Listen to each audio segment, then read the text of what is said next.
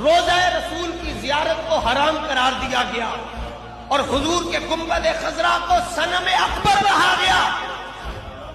حضور کے صحابہ کی بے ادبی کی گئی, حضور کی اہل بیت کی بے ادبی کی گئی, قرآن مجید کے ترجمے غلط کیے گئے, خدا کے لیے جھوٹ کی نسبت کو جائز کہا گیا, رسول پاک کو گمراہ کہا گیا.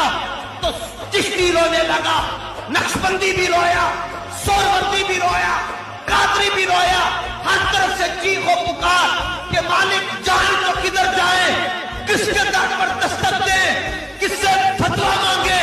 تو قدرت الہی نے